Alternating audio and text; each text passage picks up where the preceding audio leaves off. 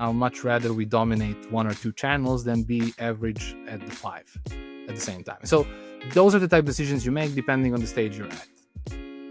Yeah, I mean, community is one of the best channels you can have just because it gives you a direct line of communication. But at the same time, it's very tough to build because it's active 24/7, never sleeps.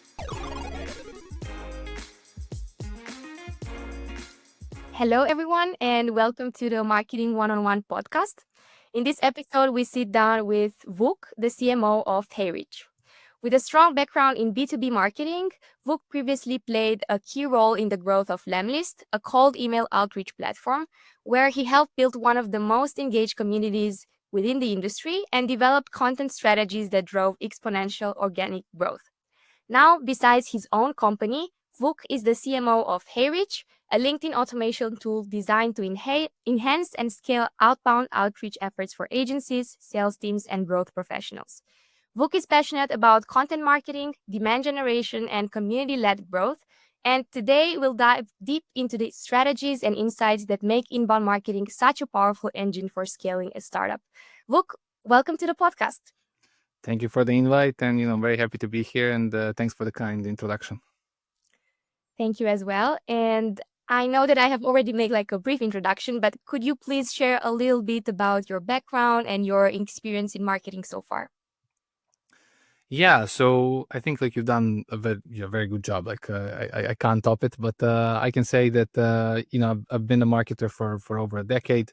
It's been started as a copywriter, and now as a CMO. I think I moved through all these like how you call them, like creative positions in the marketing team, and it's always been like even before I started working, it's been kind of like my world, the world of content, the world of figuring out ways of communication and things like that. And so I'm really happy. I was I consider myself lucky to find something I really like to do so early on, and so far so good. Like I think I've worked with some very very cool individuals and very cool companies, and now with HeyReach, I think it's been very fun, and I'm enjoying it as it goes. And hopefully we get to build a company that will help agencies like sales teams and marketers and RevOps people like communicate on a personal level and accomplish some cool things via outbound, which is the goal, right?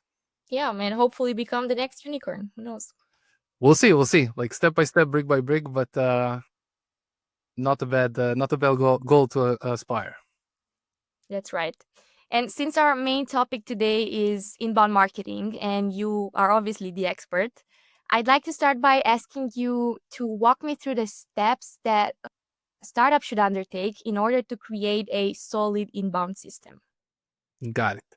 Yeah, so I think whenever I get this question, I'm always going to start with say the basics of growth. So I think you can have the best marketer selling something that's unsellable or maybe not different enough or whatever the case may be, and the results will not be there. So it's not the marketer itself that's the magic. The first magic is always the product. And so I think it starts with differentiation. Like what's different? What does this tool, what does HeyReach bring that's a little bit different to what other tools are currently offering in the space?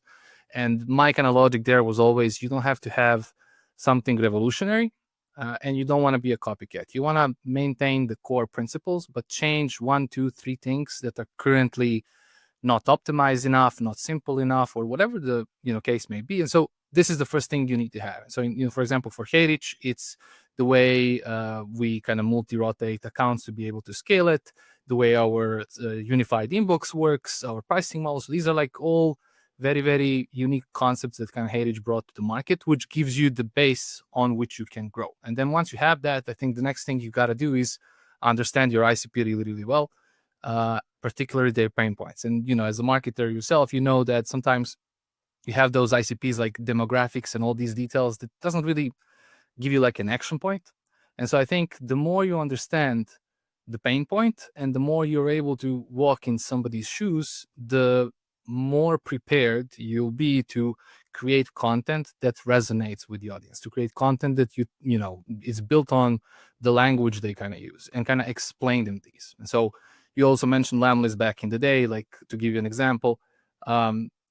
tools in that time, like that was like 2018, were selling automation, like automate follow-ups, and which is fine. Like it's an essential thing in the industry, but their positioning was always automate, send thousands of emails. And so because our features were very unique in terms of personalization, the way we communicated and we wanted to enhance these features was, hey, the goal is not to send thousands of emails. The goal is to get most replies. And to be able to get most replies, you got to personalize. And so we started this. This is the way we kind of position it, like a key concept, a key message, a movement, if you want. And then you later start speaking about the features. How do you personalize images? How do you personalize copy? And it's the same thing, with HeyReach nowadays and any company. So this is like a second really good thing that you need: ICP, an understanding of the ICP, which later helps you position the tool, speak about features, and decide what channels you want to go. For HeyReach, our the audience is very, very active on LinkedIn. And so for us to prioritize Instagram over LinkedIn would be a mistake. But the only way to understand these things that are kind of essential to build, like putting the right foundation of the inbound channel, because in the inbound, you're communicating one to many. And so people kind of interact with your stuff online, and you're not there usually to give them all the details immediately. And so you have to be very clear, very precise. And I think this is the foundation of inbound. And then later, it's like once you have all this intelligence, to quote Robert Downey Jr. from Sherlock Holmes, it's like data, data, data. I cannot make bricks without clay. This gives you, okay, now I know what channels to prioritize. I know what people I need to execute on these channels. I know my messaging. I know my call to actions. I know how I want to do my funnel, like free trial, paid conversion, whatever the funnel ends up being. And I know how to optimize different marketing assets for every or one of these steps, from being a lead to being an active user of my tool or active customer of my service. And so this is, in my mind, like the essence of inbound. Like if you don't do these foundations correct, like you can have the best copywriter writing your blogs, but it's just not gonna, be sustainable in the long run, I think. So, taking in consideration all these things that you mentioned, at the theoretical level, it sounds nice and easy. But in the early days of being a startup, especially for those that are bootstrapped or at a pre-seed or seed level, it feels like outbound efforts such as cold outreach or paid ads are often necessary to drive quick wins, while these inbound strategies like SEO or content are sidelined because they take more time to yield results. So, how do you think that startups should balance between outbound and inbound efforts? It also, like, you kind of bring it back to your understanding of the ICP. So a lot of SaaS tools will start in terms of like marketing efforts. They will start like a product hunt campaign. They will start like AppSumo campaign, which are all kind of logical moves because you don't spend time building distribution network yourself. You're just building the content, and then you're outsourcing the distribution stuff. And so this is for example, like an interesting marketing tactic. Like I call it like placements. You can go, and because you don't have traffic on your website, maybe the best article you want to do shouldn't be on your blog. Maybe you should put it on another blog that your ICP is reading, but you just make sure that content is on point, making a win-win deal with that website owner. So there are marketing efforts, and I think it's never. I honestly like hate those trade-offs. Like, should I do this or should I do that? Like, I don't care if it's a marketer who needs to be the key player or a salesperson. It doesn't matter. Like, the goal is build a product and help users win using our product. And so we should all be adaptable and kind of be in service of this goal. And so what does this mean in practice? Is like, okay, outbound is our important channel. Great. With outbound, we can drive potentially new customers, but we can also book meetings as marketers and talk to customers. My first startup experience that I mentioned to you earlier on, I didn't talk a lot to customers. And so for me, it was very, very hard to create or write content that's relatable. And realizing that was a mistake, I never ever wanted to make this mistake ever again in new startups, right? And so I think marketers can use outbound to connect with the audience, ask, oh, these are the pain points that are critical, and so this is how you can potentially do a proper research of the ICP, and then they can help you, give you like a channel. Okay, we're on LinkedIn. Great. If we have like small profiles on LinkedIn, we're bootstrapped, we don't have a lot of money, whatever the case may be, you then don't need necessarily a big profile to create a post that can go viral. You don't. Like, it's harder, but you don't need it. Like, it's possible to do it.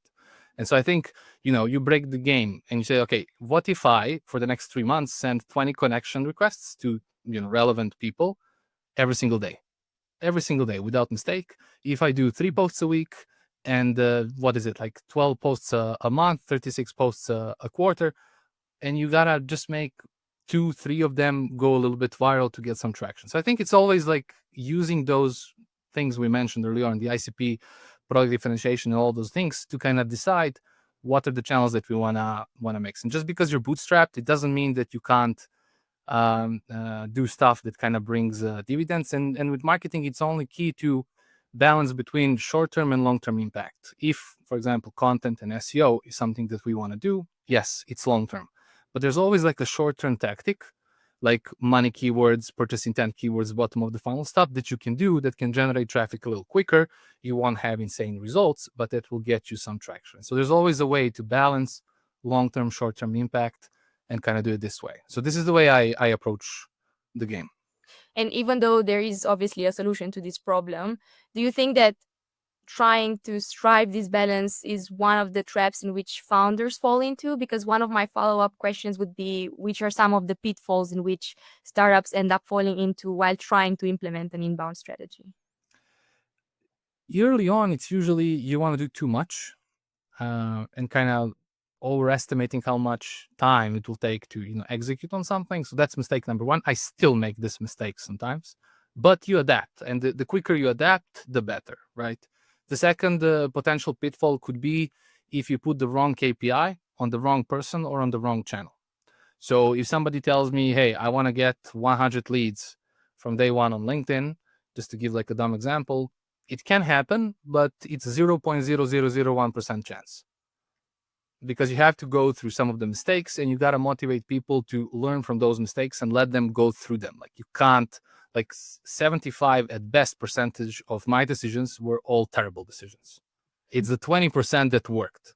But to get to that 20%, I got to go through these 80 and, hopefully have somebody who's maybe my boss or my partner who will motivate me and kind of give me like, it's fine to make mistakes. It's just stupid to make the same mistake over and over again. And so those are the two differences I think, you make. And the younger you are, the slower you are a bit initially to figure this out. And so that's where maybe mentorships come into place that you can leverage. You don't have to hire somebody full time, but you can hire a consultant, a mentor, or whoever to kind of help you recognize these mistakes early on. So I don't think it's always like analyzing and then seeing what's not going well. Usually, sometimes we're executing on a channel and then we say, hey, Facebook ads don't work. And then when you dig a little bit deeper, it's not that Facebook ads don't work, it's that you only ran campaigns for a month. Okay, that could be a mistake. Second mistake, the owner of Facebook ads wasn't somebody who was experienced, and so the targeting was off. The ad might be the best one, but if the targeting is wrong, it's not going to work. You never got to retargeting where conversions happen. And this is coming from a guy who doesn't run ads, but more like in organic marketing. So it's always like, it's rarely the channel. It's more the owner of the channel who can elevate the game. Sometimes it is the channel, and maybe that your ICP doesn't resonate with that channel and you have to adapt, but it's rarely the case. So I think it's always like being self-aware of what are we doing? Are we tracking what we're doing? And are we honest when we are evaluating how big of how like quality of the work is, Yeah, of course. And now that we've talked more broadly about inbound marketing, I'd like us to go a little bit deeper and talk more in detail about two interesting topics, especially interesting because you're very close to them.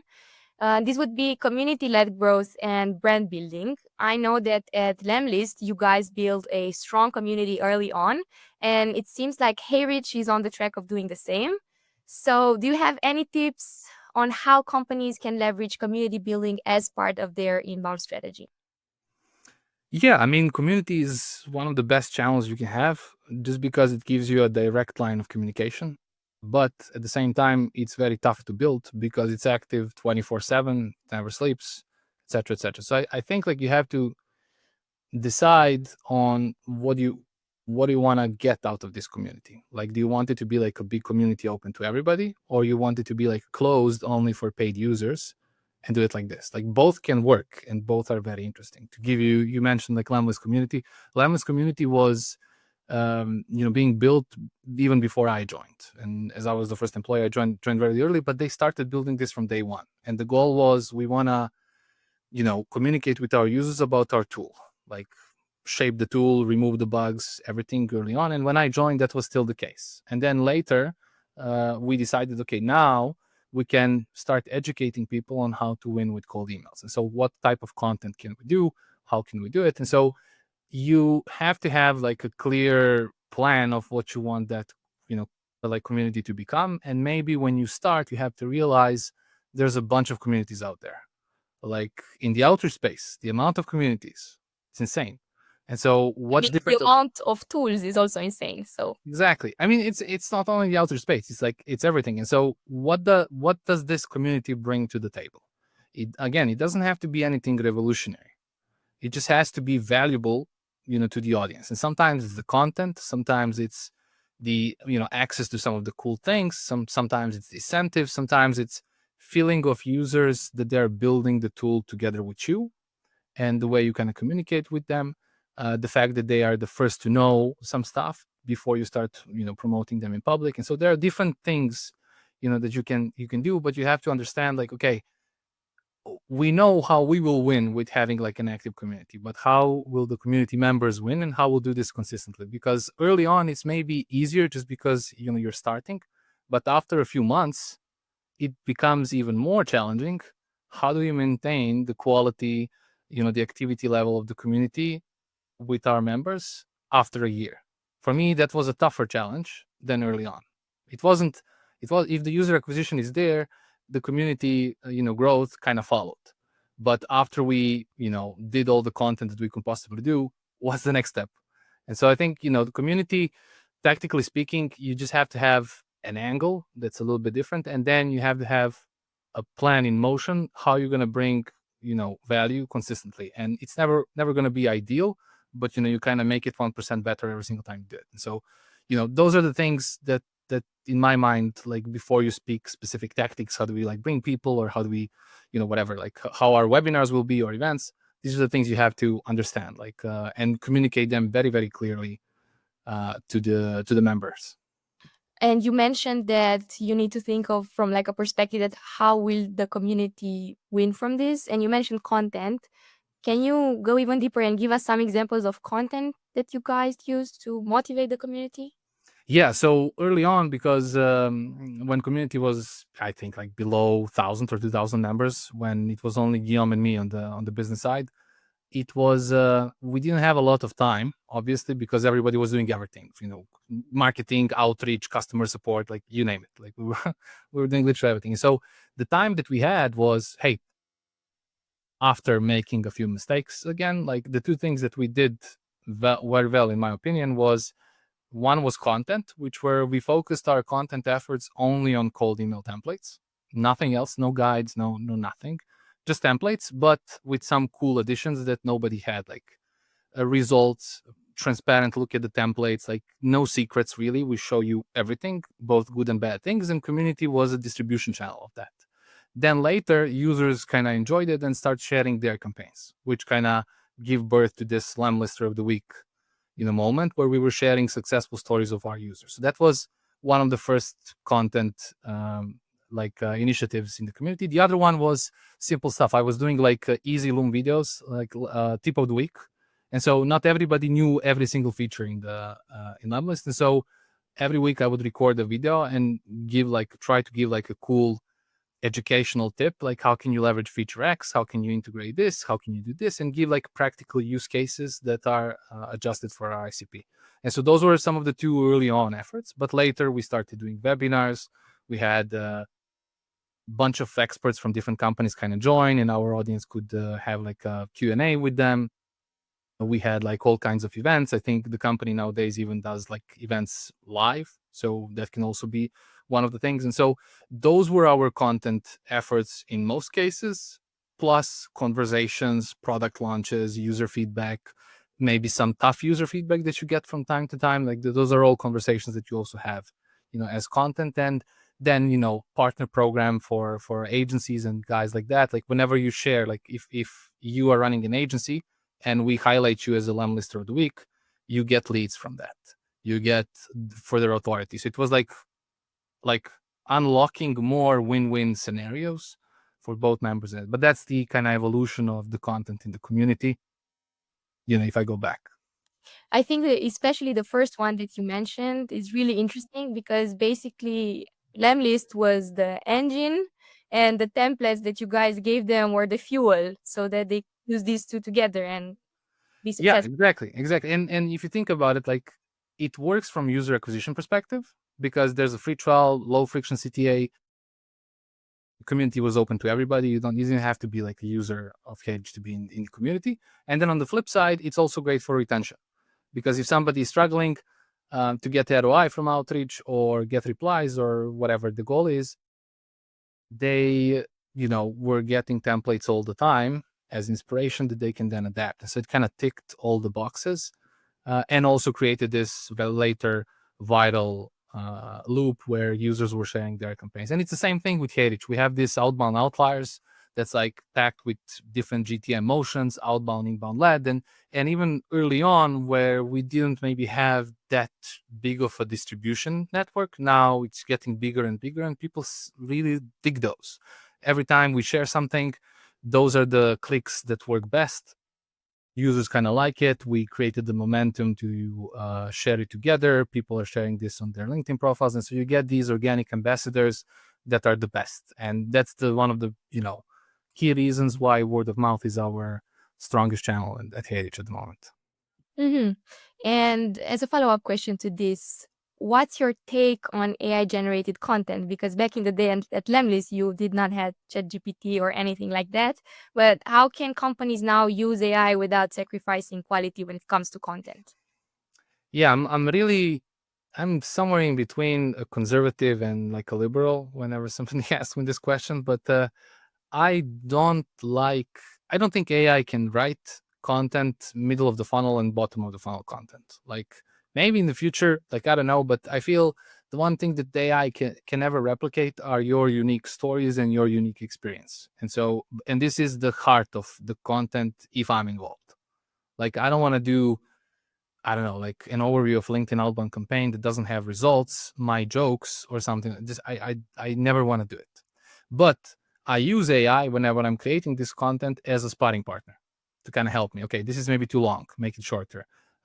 This is not funny. Can you give me like a better joke? But I never use the content that it gives me. It's like two rocks bashing against one another, that famous Steve Jobs video. And at the end, you get a well polished rock. And so this is the way I like to use AI, like in my world, like to help me kind of shape and fine tune the content. So more like from a brainstorming perspective, right? Brainstorming and even just like take a look at this, like this is what I wrote, this is my LinkedIn post, like can you try to make it sharper?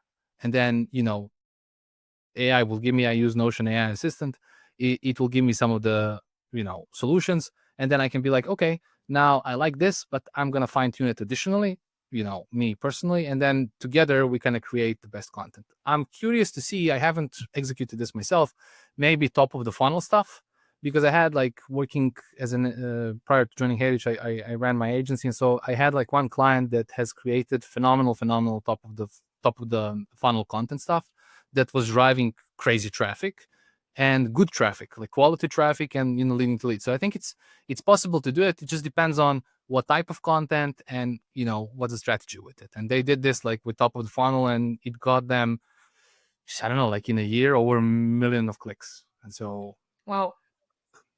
Mm-hmm. And if we were to go back to those two topics that I wanted to talk to you about, the other one would be the LinkedIn part, because I've noticed that not only you, but a big part of your team at HeyReach is very active on LinkedIn as part of your strategy to generate leads from the channel, I'm guessing. So, how do you think that personal branding on LinkedIn plays into an inbound strategy? And should companies actively encourage employees to build their personal brands? I think it's the best. It's one of the things that one of the channels I wanted to unlock early on, but different people being active, like it's different way you gotta approach them. But to answer your question, I think people like people, and the more authority you have and the more credibility you have, the it's like a terrific channel to have. And so I think you should do that, but you should always keep in mind that my personal profile, it's not HeyReach's profile, it's my profile.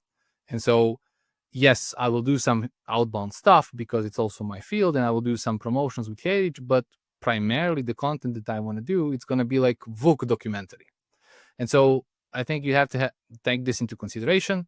And for HeyReach, we started this as a team, like I forgot the top, like 8 or 9 like active profiles now on LinkedIn. And so we started this in January. Different types of profiles, from strong to from like bigger profiles to small profiles, like optimizing the goals, getting on the same page, aligning on things, content roadmaps, and all the things that you got to have. And you can see after 2 months that every single profile got some really cool conversations with users. Every single profile got some very interesting leads from different ICPs, no matter the size.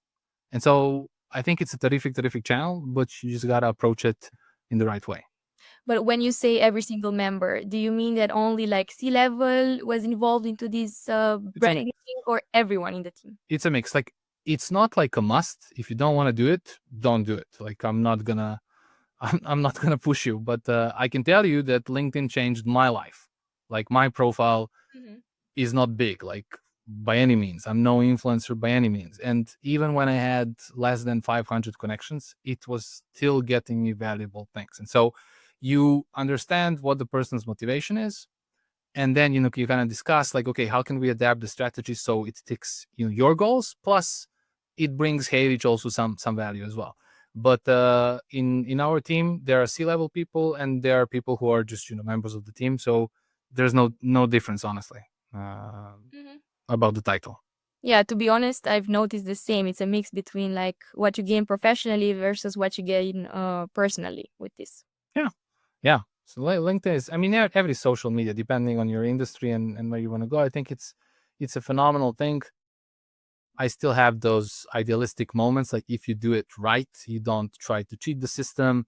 You don't treat marketing like garbage with some, I don't know, like I saw the other day, like AI generated UGC posts and videos. Like why would you want to do that? But if you treat it right and you adapt it to what you want to do, I think it brings a lot of cool things. Like, I can tell you 20 different KPIs that it brought me for the past like 10 years. Especially like you said, if you post original content, because my personal experience is that you're overwhelmed by so many AI generated posts that you can like easily spot them just by words like leverage or seamless or those classical ChatGPT words. Yeah, and it's like going to the gym in a way. Like, it's a game of discipline. Like, most of your posts are, you're not going to be happy with it. And if I read my posts from 1 year ago, I can find like 10 different ways that I can optimize them. So I think the game is really, you know playing the game just because you like playing the game. It's not playing the game because I want to have 100 podcasting lights tomorrow. Sure, that might be like KPI, but the primary thing is I do it because I like it. And so, that's the way you kind of feel motivated to, okay, what I want to share, how I want to share it. If I'm doing like a lead gen post, what's going to be my drive? Like, do I need, sometimes you don't need hundreds of leads. Sometimes you just need 10 leads because you have a very high ICV. So the more you're kind of looking at these things as a system rather than just focus on one thing in particular, I think the better will the ROI be. Yeah, agreed. And to have like a full circle moment related to inbound marketing, we've talked about the steps, we've talked about when we should implement these steps, but how often do you think should companies revisit and update their inbound strategy? Should there be like a major event triggering this, or should it be done consistently? I mean, you have to have a scoreboard of some sort where you're going to track things. And so everything can be tracked. Like, for example, our own LinkedIn efforts can be, if we are most active on LinkedIn, you can track referral traffic, you can track the impact that it has on branded traffic and direct website visits. And so this is, the way you can track it. And then later, okay, how many free trial signups, how many conversions from that to paid, and things like that. And so you adapt it based on what the numbers are saying. And if we're talking about LinkedIn, like individual profiles, growth of my profiles, how many meaningful connections have I made, how many conversations with users I got if I work in accounts. So you kind of look at these things and then you adapt them. Like, I don't think like you ever need dramatic changes to your strategy. Inbound game, in its essence, it's very clear. you bring consistent value to people. Whether this is like content in textual video form, it doesn't really matter. And so I think you have to take a look at the things like if we have only, I don't know, like 3 people in the marketing team and we're doing LinkedIn, YouTube, and Instagram at the same time, or like blog or whatever the case may be, maybe you have to make a decision to put one of these channels into hibernation. Sure, it doesn't mean that we want to reactivate it, but just we don't have enough time to do that right now, and I'll much rather we dominate 1 or 2 channels than be average at the 5 at the same time. So those are the type of decisions you make depending on the stage you're at. And then beyond that, it's usually how can I be better? What are the things that I can do in a different way, more like faster, simpler, better, your Kanye West moment in a way, but no dramatic changes. It just Yeah, I'm guessing it's more like deciding whether there are some channels on which you're doubling down or the opposite. exactly. And then it's like you're also evaluating, like, for example, if you have a lot of traffic on your website, maybe optimizing your website frequently could be very, very beneficial. By that, I don't mean rebrand it completely and change every page. Sometimes just changing your call to actions can boost, signups for 1%, which is a huge percent on your website. And so, it's these things that you want to look for and not always rebrand, start from scratch, rebrand, start from scratch. That's the point I'm trying to make. So you look at the channels from, okay, website, our biggest traffic indicator, LinkedIn, our strongest referral channel. So these are the things maybe we should focus. What can we do better? Oh, we're seeing more traffic from YouTube. We're not doing videos. Maybe we should do YouTube. And then, you evaluate what can we do? How can we approach it? Do we have the right people in our team to execute on it? And then again, data, you put it together and then say, yes, call the shot and, execute. Mm-hmm. Yeah, I agree with you. That's the ideal scenario for every company. Yeah, and, keeping in mind that no marketing plan ever goes to plan, like ever goes according to plan. So you always have to, adapt. And again, goes back to that ratio: 80% of dumb things you do and 20% of things that you do that actually work. Yeah, that's true. And now that we approach the end of our discussion, and I know that you are a source of inspiration and a mentor for many marketers, I wanted to ask you, what advice do you have for those which are either at the beginning of their career or which are more like seasoned marketers and they are active in startups? It's I would say most important currencies in marketing for me were always curiosity and your level of proactiveness. Like, I think if you're starting and, for example, you can't find a good startup, or it's difficult for you to get invited to interview just because there are senior people applying, I think if you deploy a little bit of curiosity and proactiveness, you could approach this challenge by, hey, I can't send my CV and compete on CV basis. My track record is not like big enough. But what I can compete on is my creativity. So can I identify like a pain point that the company has? For example, your LinkedIn posts can do better.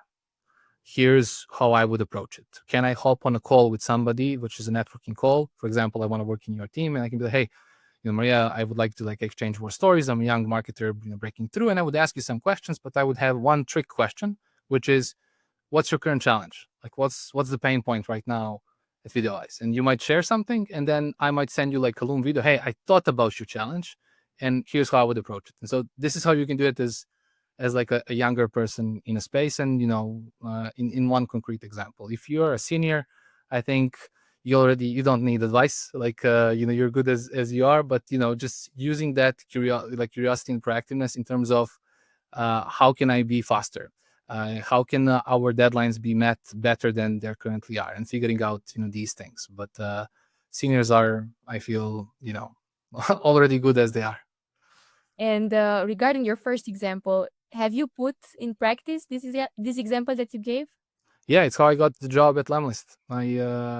I sent I thought it was funny to send a cold email to a cold email tool founder, and I used the subject, I want to be Lemlist Kobe Bryant.